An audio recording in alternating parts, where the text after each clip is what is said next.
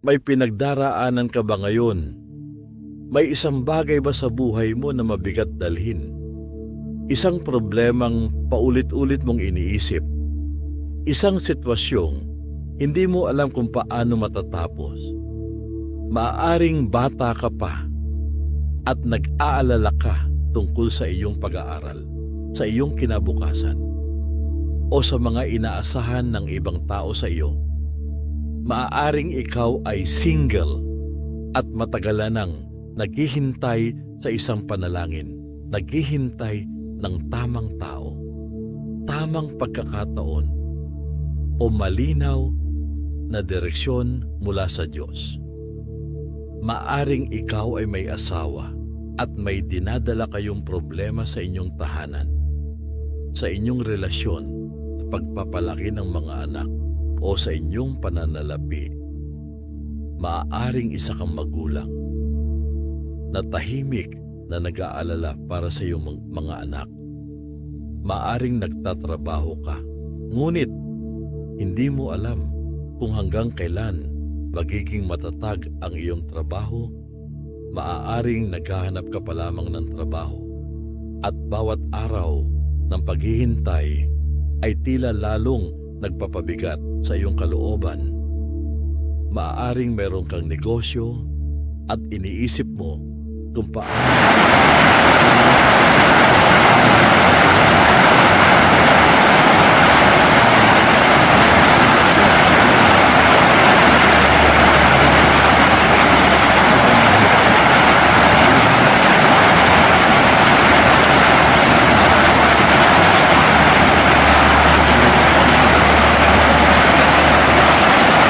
ikaw ay matanda na at iniisip mo ang iyong kalusugan, ang iyong pamilya, at ang mga darating pang araw, o maaring sa paningin ng ibang tao. Maayos naman ang lahat sa buhay mo, ngunit sa loob mo, may isang laban na ikaw lamang at ang Diyos ang nakakaalam. Kung ikaw ito ngayon, may isang katotohanan na nais kong ipaalala sa iyo. Hindi mo kailangan harapin ang lahat ng nag-iisa, sapagkat ang presensya ng Diyos ay hindi lamang para sa mga araw na magaan ang buhay. Hindi lamang siya Diyos kapag maganda ang takbo ng lahat. Hindi lamang siya kasama mo kapag nasasagot agad ang iyong mga panalangin. Ang Diyos ay kasama mo maging sa gitna ng problema. Kasama mo siya sa panahon ng paghihintay. Kasama mo siya kapag hindi mo maintindihan ang nangyayari. Kasama mo siya kapag may luha. Kasama mo siya kapag may takot. Kasama mo siya kapag may pagbabago. At kasama mo siya maging sa mga sandaling tila wala kang nakikitang paraan upang malampasan ang iyong pinagdaraanan. Bago tayo magpatuloy, nais kitang anyayahang gumawa ng isang simpleng pagpapahayag ng pananampalataya. Isulat mo sa comment section ang mga salitang, "Kasama ko ang Diyos."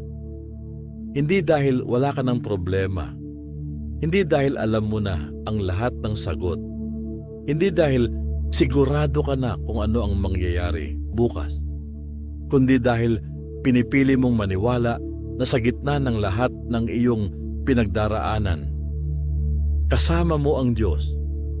Sabihin mo rin ito ngayon sa iyong sarili, "Kasama ko ang Diyos. Hindi ako nag-iisa. Kasama ko ang Diyos. Hindi niya ako pababayaan. Kasama ko ang Diyos. At anuman ang aking pagdaanan, hindi ako lalakad ng nag-iisa." Ngayon, dahan-dahan kang huminga. Huminga ng malalim at marahang ilabas ang iyong hininga. Sa ilang sandaling ito, huwag mo munang isipin ang lahat ng kailangan mong gawin bukas. Huwag mo munang subukang lutasin ang lahat. Ilagay mo muna ang iyong puso sa presensya ng Diyos. At pakinggan natin ang 7 palatandaan na ang presensya ng Diyos ay kumikilos sa buhay ng isang taong nagtitiwala sa Kanya. Palatandaan bilang isa, hindi ka pinaghaharian ng takot kahit nasa gitna ka ng kaguluhan. Pakinggan natin ang mga awit 46:1-3. Ang Diyos ang ating lakas at kanlungan at handang saklolo kung may kaguluhan.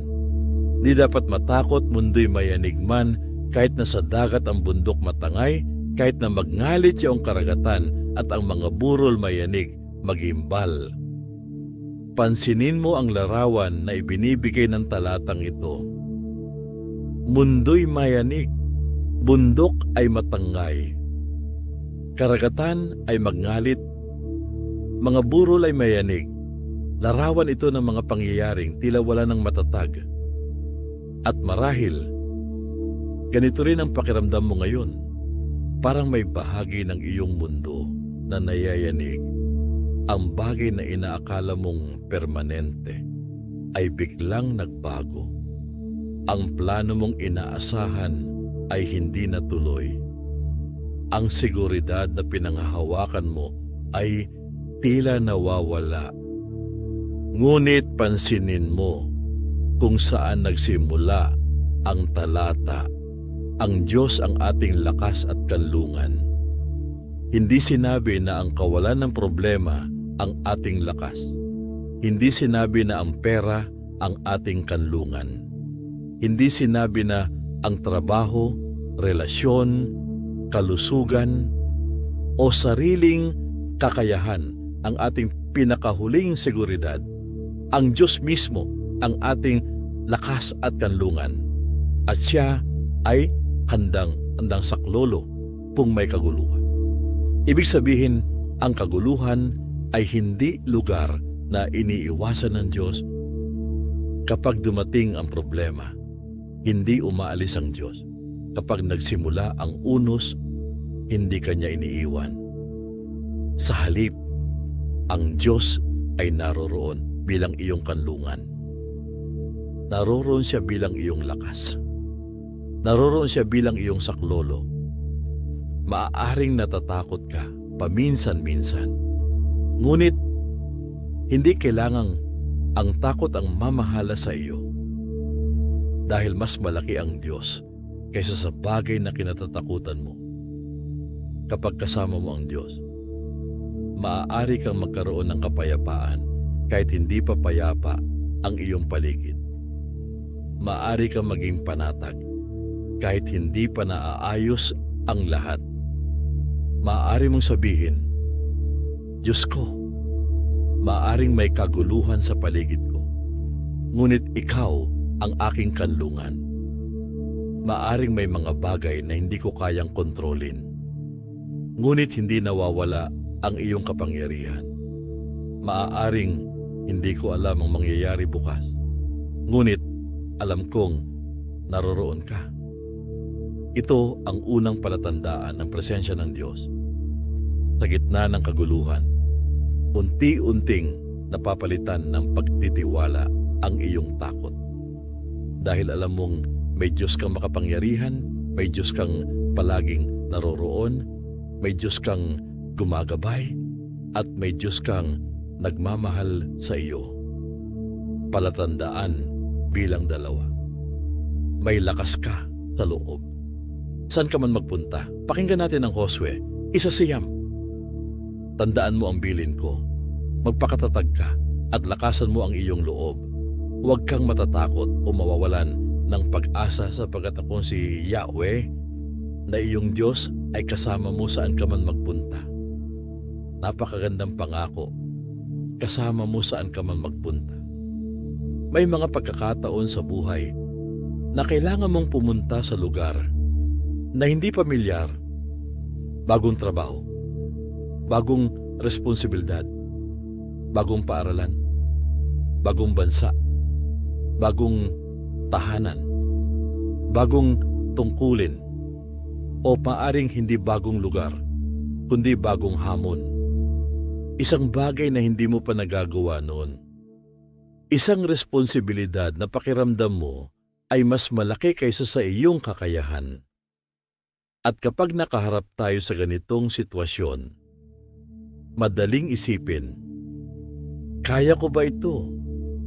Sapat ba ang kakayahan ko? Paano kung magkamali ako? Paano kung mabigo ako? Ngunit pansinin mo ang dahilan kung bakit sinabi ng Diyos kay Josue na magpakatatag. Hindi dahil kayang-kaya ni Josue ang lahat, kundi dahil sinabi ng Diyos, "Akong si Yahweh, na yung Diyos ay kasama mo saan ka man magpunta." Narito ang kaibahan. Ang tunay na katatagan ng isang mananampalataya ay hindi nanggagaling sa paniniwalang kaya niya ang lahat. Nanggagaling ito sa paniniwalang kasama niya ang Diyos. Hindi mo kailangang maging pinakamalakas na tao sa silid. Hindi mo kailangang malaman ang lahat. Hindi mo kailangang magkaroon agad ng sagot sa bawat problema. Dahil ang presensya ng Diyos ang pinagmumulan ng lakas sa iyong kalooban. Kapag mahina ka, maaari kang lumapit sa Kanya. Kapag nalilito ka, maaari kang magtiwala sa Kanyang paggabay. Kapag nawawalan ka ng lakas, maaari kang kumapit sa Kanyang presensya. Kaya sabihin mo ngayon, hindi ko kailangang harapin ang araw na ito sa sarili kong lakas lamang. Kasama ko ang Diyos. Sa aking trabaho, kasama ko ang Diyos. Sa aking pag-aaral, kasama ko ang Diyos. Sa aking tahanan, kasama ko ang Diyos. Sa aking mga responsibilidad, kasama ko ang Diyos. Sa mga lugar na pamilyar at maging sa mga lugar na hindi ko pa napupuntahan, kasama ko ang Diyos. At dahil kasama ko siya, maaari akong magpakatatag. Maaari kong lakasan ang aking loob, hindi dahil walang maaring mangyaring mahirap, kundi dahil anuman ang mangyari, hindi ko yon haharapin ng nag-iisa.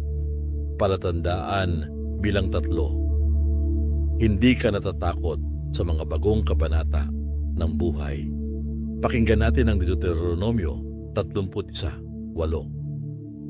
Si Yahweh ang mangunguna sa iyo. Sasamahan ka niya. Hindi ka niya bibiguin o pababayaan man, kaya't huwag kang matakot ni panghinaan ng loob. May mga bagong kabanata ng buhay na masaya. Ngunit mayroon ding nakakatakot. Minsan, ang pagbabago ay hindi natin pinili. May trabahong natapos, may taong umalis na may relasyong nagbago, may planong hindi natuloy, may pagkakataong nawala, may responsibilidad na biglang dumating, at minsan may pintuang nagsara.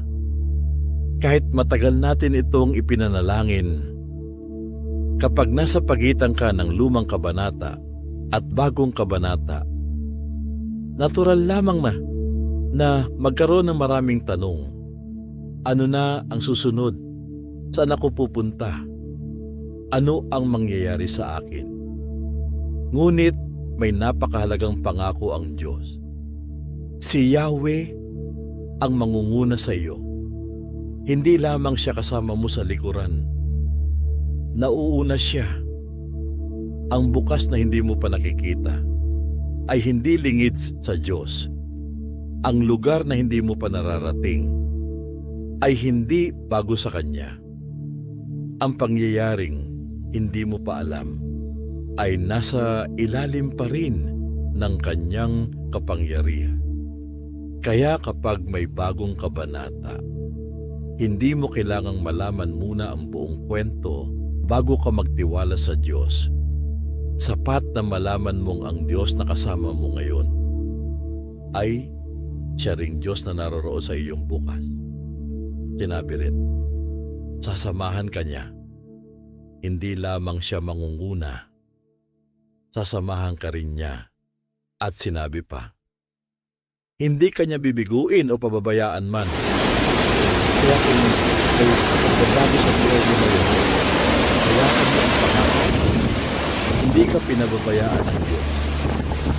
Maaaring nagbabago ang iyong sitwasyon, ngunit hindi nagbabago ang pagkakataon ng Diyos. Maaaring hindi mo makita ang buong bukas. Ngunit mayroon ang Diyos na namumuna. May Diyos na kasama mo. May Diyos na gumagabay sa bawat hakbang. At may Diyos na nagmamahal sa iyo sa bawat bagong kabanata ng iyong buhay. Palatandaan bilang 4, hindi ka pinaghaharian ng takot sa mga sitwasyong kinatatakutan ng marami. Pakinggan natin ang mga awit 23, talata 4. Dumaan man ako sa madilim na libis ng kamatayan, wala akong katatakutan, pagkat ika'y aking kaagapay, ang tungkod mo at pamalo aking gabay at sanggalang. Pansinin mo, hindi sinabi ng mga awit, hindi ako kailanman sa madilim na libis. Ang sinabi niya ay, dumaan man ako. May mga madidilim na libis sa buhay, may panahon ng sakit, may panahon ng pagkawala, may panahon ng matinding problema, may panahon ng kawalan ng kasiguruhan, may panahon na hindi mo makita kung saan hahantong ang iyong paglalakbay. Ngunit bakit walang katatakutan ang mga awit? Dahil sinabi niya, ika'y aking kaagapay. Narito ang sentro ng ating pagninilay. Hindi ang kawalan ng madilim na libis, kundi ang presensya ng Diyos sa loob mismo ng madilim na libis. Minsan hinihiling natin, Panginoon, alisin mo agad ako rito, at maaari itong gawin ng Diyos. Ngunit may mga pagkakataong ang sagot niya ay hindi agarang pag-alis sa libis, kundi ang katiyakang, anak, sasamahan kita habang tinatahak mo ito. At kapag kasama mo ang Diyos, ang libis ay hindi na lugar ng pag-iisa. Ang dilim ay hindi nangangahulugang wala ang Diyos. Ang hirap ay hindi nangangahulugang pinabayaan ka niya. Sinasabi ng talata, ang tungkod mo at pamalo, aking gabay at sanggalang. Gumagabay ang Diyos, nagsasanggalang ang Diyos, naroroon ang Diyos. Kaya kung may kinatatakutan kang sitwasyon ngayon, ipaalala mo sa iyong sarili, hindi ako nag-iisa sa libis na ito. May kasama ako, may gumagabay sa akin, may nagbabantay sa akin, may Diyos na mas makapangyarihan kaysa sa anumang kinatatakutan ko. At kahit hindi ko makita ang dulo ng landas, makakapagpatuloy ako dahil kasama ko ang Diyos. Palatandaan bilang 5. Nararamdaman at pinanghahawakan mo ang pag-ibig ng Diyos kahit sa pinakamahirap na kalagayan. Pakinggan natin ang Roma 8:38 hanggang 39. Sapagkat natitiyak kong walang makapaghihiwalay sa atin sa kanyang pag-ibig, kahit ang kamatayan o ang buhay, ang mga anghel o ang mga pamunuan, at ang mga kapangyarihan, ang kasalukuyan o ang hinaharap, ang kataasan o ang kalaliman o alinmang nilalang, ay hindi makapaghihiwalay sa atin sa pag-ibig ng Diyos na ipinagkaloob sa atin sa pamamagitan ni Kristo Jesus na ating Panginoon.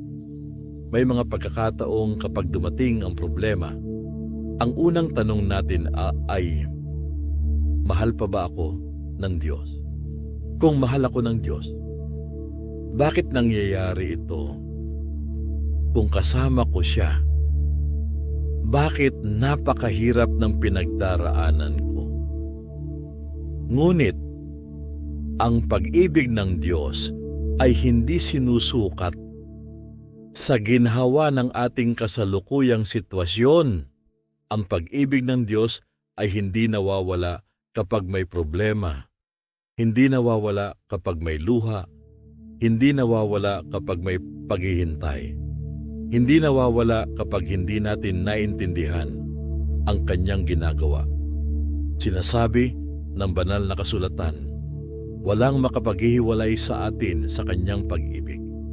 Kamatayan man, buhay, kasalukuyan, o hinaharap, kataas-taasan o kalaliman, walang nilalang ang makapaghihiwalay sa iyo sa pag-ibig ng Diyos na ipinagkaloob sa pamamagitan ni Kristo Jesus. Kaya kapag dumating ang mahirap na araw, huwag mong sukatin ang pag-ibig ng Diyos ayon sa bigat ng araw na iyon. Tumingin ka kay Kristo at alalahanin mo, mahal ka ng Diyos. Sa araw na malakas ka, mahal ka ng Diyos. Sa araw na mahina ka, mahal ka ng Diyos. Kapag malinaw ang direksyon, mahal ka ng Diyos. Kapag nalilito ka, mahal ka ng Diyos. Kapag nakangiti ka, mahal ka ng Diyos. At kapag tahimik kang umiiyak, hindi nagbabago ang kanyang pag-ibig. Ito ang presensyang mapagmahal ng Diyos. Hindi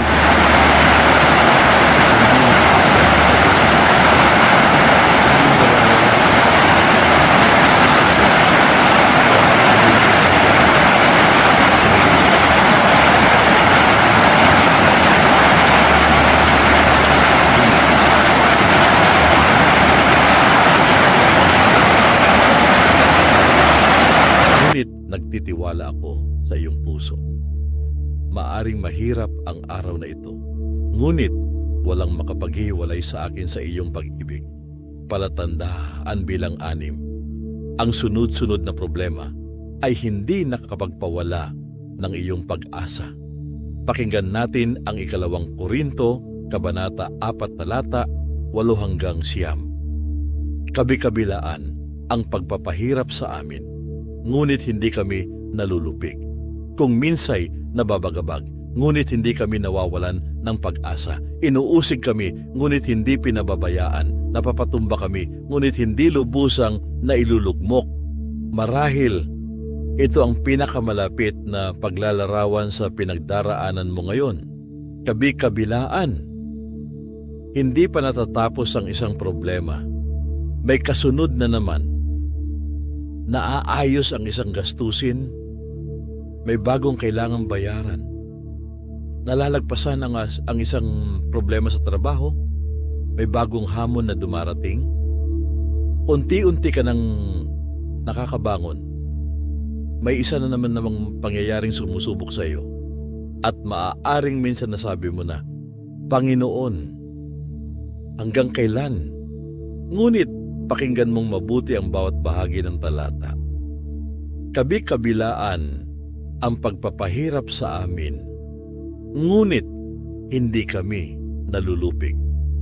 May pressure, ngunit hindi katapusan. Kung minsay nababagabag, ngunit hindi kami nawawalan ng pag-asa. May pagkalito, ngunit meron pa ring pag-asa. Inuusig kami, ngunit hindi pinababayaan. May paghihirap, ngunit hindi iniwan ng Diyos. Napapatumba kami, ngunit hindi lubusang nailulugmok. Napapatumba, ngunit nakababangon. Nasasaktan, ngunit nagpapatuloy. Napapagod, ngunit hindi sumusuko sa Diyos. Ito ang isa sa pinakamagandang larawan ng presensya ng Diyos sa buhay ng mananampalataya. Hindi palaging kawalan ng problema, kundi kapangyarihang magpatuloy sa gitna ng problema. May mga araw na maaaring mahina ka.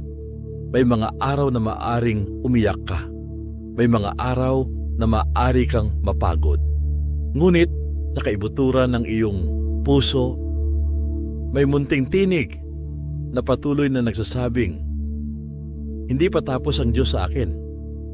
May pag-asa pa. Kasama ko pa rin siya. Hindi niya ako pinababayaan. At babangon ako muli Hindi dahil napakalakas ko, kundi dahil ang Diyos ang nagbibigay sa akin ng lakas upang magpatuloy. Kaya kung sunod-sunod ang problema mo ngayon, huwag mong isipin na ang dami ng problema ay patunay na wala ang Diyos. Minsan, sa gitna mismo ng sunod-sunod na problema, doon mo makikita kung gaano ka katapat na hinahawakan ng Diyos, kung paano Kanya binibigyan ng lakas para sa panibagong araw, kung paano Kanya ginagabayan sa susunod na hakbang, kung paano Niya pinananatiling buhay ang pag-asa sa iyong puso. Kaya sabihin mo, maaaring napapagod ako, ngunit hindi ako nawawalan ng pag-asa. Maaaring nababagabag ako, ngunit hindi ako pinababayaan. Maaaring napapatumba ako, ngunit hindi ako mananatiling nakalugmok. Kasama ko ang Diyos. At dahil kasama ko siya, may dahilan akong magpatuloy. Palatandaan bilang 7, tiyak kang kasama mo ang Diyos hanggang sa wakas. At ngayon, dumako tayo sa ika-7 palatandaan. Ito ang katiyakang maaring dalhin ng bawat mananampalataya, hindi lamang ngayong gabi, hindi lamang habang pinakikinggan mo ang pagninilay na ito, kundi sa bawat araw ng iyong buhay. Pakinggan natin ang sinabi ni Jesus sa Mateo 28:20. Turuan ninyo silang sumunod sa lahat ng iniutos ko sa inyo. Tandaan ninyo, ako'y laging kasama ninyo hanggang sa katapusan ng panahon. Pakinggan mong muli ang mga salitang iyon. Ako'y laging kasama ninyo. Laging, hindi pa minsan-minsan. Hindi lamang kapag maganda ang buhay. Hindi lamang kapag malakas ang pananampalataya mo. Hindi lamang kapag nakikita mong sinasagot ang iyong panalangin. Sinabi ni Jesus, ako'y laging kasama ninyo. May mga taong sasamahan tayo sa isang bahagi lamang ng ating buhay. May mga kaibigang maaring dumating at umalis. May mga kasamahan sa trabaho na darating at magpapatuloy sa ibang direksyon. May mga taong mahal natin na hindi natin makakasama magpakailanman. Nagbabago ang mga panahon, nagbabago ang mga lugar. Nagbabago ang mga tao. Nagbabago ang ating katawan. Nagbabago ang ating mga responsibilidad. Ngunit meron kang kasama na hindi nagbabago.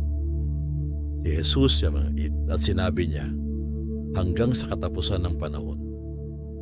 Ibig sabihin, walang bahagi ng iyong paglalakbay na kailangan mong tahakin nang wala siya. Sa iyong magandang araw, kasama mo siya. Sa iyong mahirap na araw, kasama mo siya. Sa iyong tagumpay, kasama mo siya. Sa iyong kabiguan, kasama mo siya. Sa iyong kasaganaan, kasama mo siya. Sa iyong kakulangan, kasama mo siya. Kapag alam mo ang iyong pupuntahan, kasama mo siya. At kapag wala kang ideya kung ano ang susunod, kasama mo pa rin siya. Ito ang katiyakang higit na matibay kaysa sa anumang pangyayari. Ang Diyos ay kasama mo. Pagninilay sa 7 palatandaan. Ngayon, balikan natin ng dahan-dahan ang 7 palatandaang ito. At habang binabanggit natin ang bawat isa, tingnan mo kung paano kumikilos ang presensya ng Diyos sa iyong sariling buhay. Una, sa gitna ng kaguluhan, hindi ka kailangang pagharian ng takot dahil ang Diyos ang iyong lakas, kanlungan at handang saklolo. Ikalawa, may lakas kang nagmumula sa loob dahil saan ka man pumunta, kasama mo ang Diyos. Ikatlo, hindi mo kailangang matakot sa bagong kabanata Dahil ang Diyos ay nangunguna sa iyo at hindi ka niya bibiguin o pababayaan. Ika-4, maging sa madilim na libis. Hindi ka nag-iisa. Ang Diyos ang iyong kaagapay, gabay at sanggalang. Ika-5, kahit sa pinakamahirap na kalagayan, walang makapaghihiwalay sa iyo sa pag-ibig ng Diyos. Ika-6, kahit sunod-sunod ang problema, hindi kailangang mawala ang iyong pag-asa. Maaaring mapatumba, ngunit hindi lubusang mailulugmok dahil hindi ka pinababayaan ng Diyos. At ika-7, may pangako si Jesus na maaari mong panghawakan hanggang sa huling bahagi ng iyong paglalakbay. Ako'y laging kasama ninyo hanggang sa katapusan ng panahon.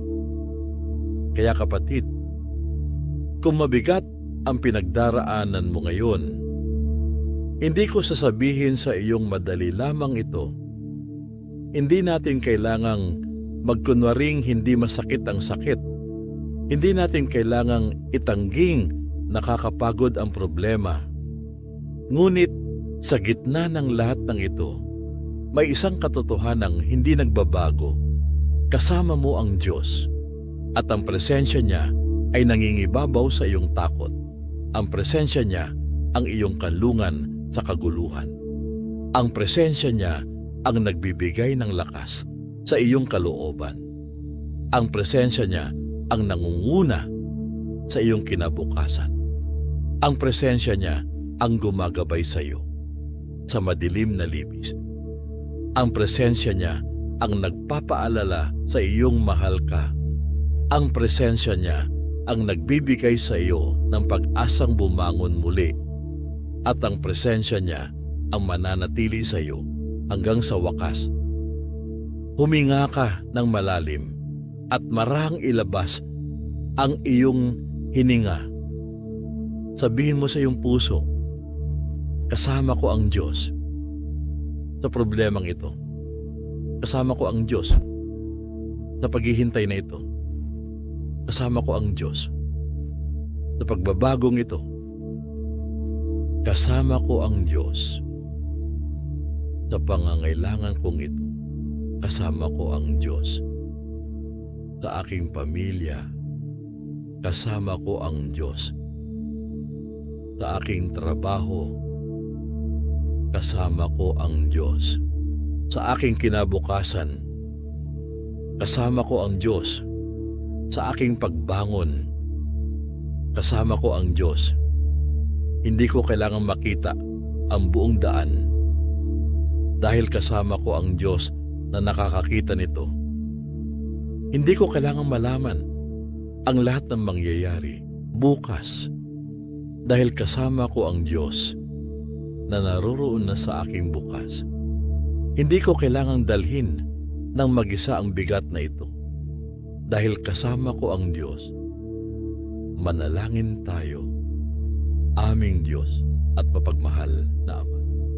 Salamat po dahil sa sandaling ito, muli mong ipinaalala sa amin na hindi kami nag-iisa. Panginoon, kilala mo ang bawat taong nakikinig na ngayon. Alam mo ang kanyang pangalan. Alam mo ang kanyang sitwasyon. Alam mo ang mga problemang sinasabi niya sa ibang tao. At alam mo rin ang mga problemang tahimik lamang niyang dinadala. Nakikita mo ang kanyang mga luha. Alam mo ang kanyang mga tanong. Alam mo ang kanyang mga pangamba. Alam mo kung gaano na siya katagal naghihintay. At alam mo kung gaano kabigat ang kanyang dinadala. Ama, sa gitna ng anumang kaguluhang kinakaharap niya ngayon, ipaalala mo sa kanya na ikaw ang kanyang lakas at kanlungan. Kapag tila nayayanig ang kanyang mundo, patatagin mo ang kanyang puso. Kapag dumarating ang takot, ipaalala mo sa kanya na mas makapangyarihan ka kaysa sa anumang kanyang kinatatakutan. Kapag mahina ang kanyang loob, Bigyan mo siya ng lakas kapag kailangan niyang humarap sa bagong responsibilidad, bagong lugar, bagong hamon o bagong kabanata ng kanyang buhay. Ipaalala mo sa kanya na ikaw ay kasama niya saan man siya magpunta. Panginoon, kung may pagbabagong kinatatakutan ang nakikinig ngayon, ipaalala mo sa kanya na ikaw ang nangunguna. Hindi mo siya bibiguin, hindi mo siya pababayaan. Kung siya ay kasalukuyang dumaraan sa madilim na libis, samahan mo siya. Ipadama mo sa kanya ang iyong paggabay. Ipaalala mo sa kanyang hindi siya naglalakad ng nag-iisa. Kung may sakit, kung may problema sa pamilya, kung may suliranin sa trabaho, kung may pangangailangan sa pananalapi, kung may pusong nasaktan, kung may pangarap na tila napakalayo, kung may panalangin tila matagal nang hinihintay, Panginoon, maging malinaw nawa sa kanyang puso ang iyong mapagmahal na presensya. Kapag tinatanong niya kung mahal mo pa siya, ipaalala mo sa kanya na walang makapaghihiwalay sa kanya sa iyong pag-ibig sa pamamagitan ni Kristo Jesus. Kapag sunod-sunod ang kanyang problema, ingatan mo ang kanyang pag-asa. Kapag napapagod siya, bigyan mo siya ng lakas upang magpatuloy. Kapag napapatumba siya, tulungan mo siyang muling bumangon. Kapag nababagabag siya, ipaalala mo sa kanyang hindi nawawala ang pag-asa.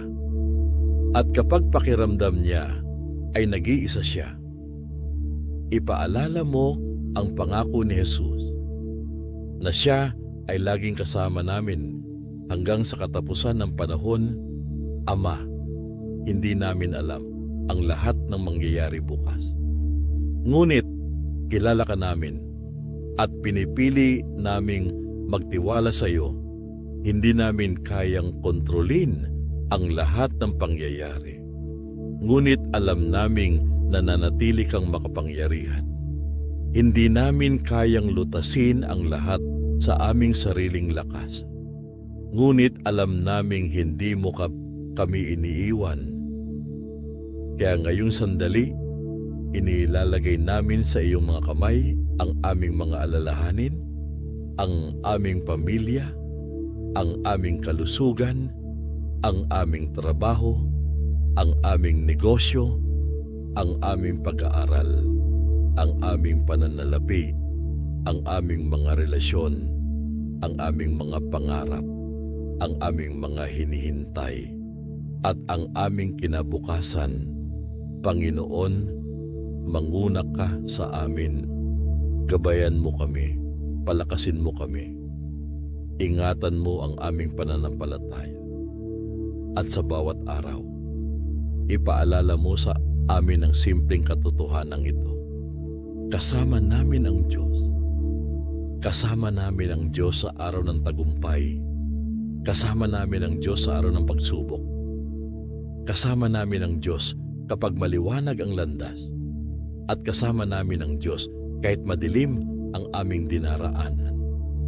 Salamat dahil ang iyong presensya ay hindi nakadepende sa aming nararamdaman. Salamat dahil hindi nagbabago ang iyong katapatan. Salamat dahil hindi nagbabago ang iyong pag-ibig. At salamat dahil kay Kristo Jesus, mayroon kaming katiyakang hindi kami nag-iisa. Sa pangalan ni Jesus, Amen. Bago matapos ang ating pagninilay, nais kong anyayahan kang muling ipahayag ang iyong pananampalataya. Kung naniniwala kang kasama mo ang Diyos sa anumang pinagdaraanan mo ngayon, isulat mo sa comment section, kasama ko ang Diyos. Hayaan mong maging simpleng pahayag ito ng iyong pananampalataya. Hindi ko alam ang lahat ng mangyayari, ngunit kasama ko ang Diyos. Hindi pa tapos ang problema, ngunit kasama ko ang Diyos. Hindi ko pa nakikita ang sagot sa aking panalangin, ngunit kasama ko ang Diyos. At hindi ako mawawalan ng pag-asa kung nakatulong sa iyo ang pagninilay na ito. I-like mo ang video upang mas marami pang tao ang makarinig ng mensaheng ito. I-share mo rin ito sa isang kaibigan, kapamilya, o kakilala na maaring dumaraan ngayon sa isang mahirap na panahon. Maaring ang simpleng pag-share mo ng video na ito ang maging paraan upang maalala rin niya na hindi siya nag-iisa. At kung nais mong makasama kami sa mga susunod pang pagninilay, panalangin, at pakikinig sa salita ng Diyos, mag-subscribe ka sa ating channel. At sa pagtatapos ng araw na ito, dalhin mo ang katotohanan ito saan ka man pumunta. Kapag may dumating na problema, kasama mo ang Diyos. Kapag may bagay na kinatatakutan mo, kasama mo ang Diyos. Kapag hindi mo alam kung ano ang susunod, kasama mo ang Diyos. Kapag dumaraan ka sa madilim na libis, kasama mo ang Diyos. Kapag sunod-sunod ang pagsubok, kasama mo ang Diyos. Kapag tila tahimik ang lahat at naghihintay ka pa rin, kasama mo ang Diyos. At sa bawat bagong araw na darating, alalahanin mo ang pangako ni Jesus. Ako'y laging kasama ninyo hanggang sa katapusan ng panahon.